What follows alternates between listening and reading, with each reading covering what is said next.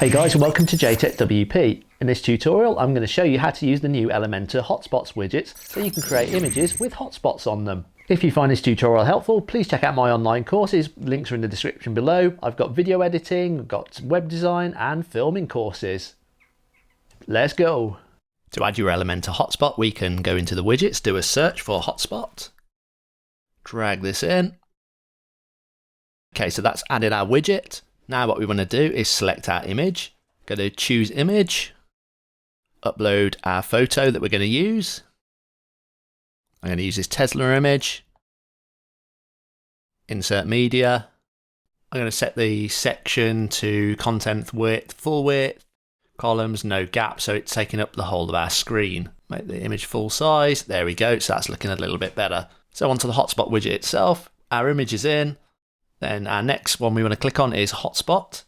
We can add different items here and we can set animations.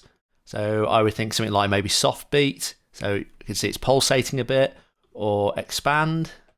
So that draws more attention to it.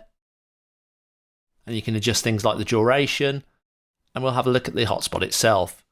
You can add things like labels to it. So I could call that wheels. But I kind of prefer having a spot on it. To adjust the position, click on position, and then to move it left and right, it's the first one here. So I can put it on directly on the wheels, up and down. That's our position set. Go back to our content, and I could put in some text here. So I could put in 20-inch alloys.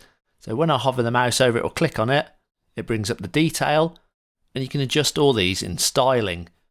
If we wanted to change this little circle for an icon, we could upload our own SVG if we have one, or we can use one from the icon library.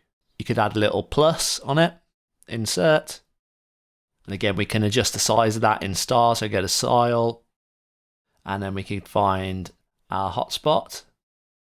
We could play around with the size, so you could either make it really big so it pops and fine tune the size to your liking.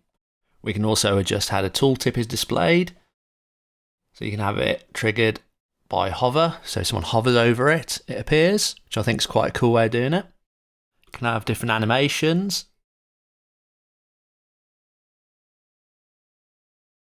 So you can have directional, and you can have it sliding in and out. With our tooltip, we can also set position like bottom, left, right, and top up here. So we can set it to the left-hand side, we can set it to the top or the right. I'm going to leave mine set at the bottom. And to add another tooltip, we go back to content, click on hotspot, add an item, and then before you start, make sure you choose either an icon or an image, just so it puts a hotspot in place. So I'll just quickly put one more on the mirror. So I move that over to left with horizontal and adjust the vertical. And then let's put in some text. So I put in our content here, wing mirror, update, and we'll have a quick look at it on the front end of the site. So here it is on our page. There's our wing mirror and there's our alloys. So that's how you could use hotspots and spend a bit of time customizing it to get the look that you want. Well guys, if you found this video helpful, don't forget to give it a thumbs up and smash that subscribe button, leave a comment below, and I'll see you on the next one.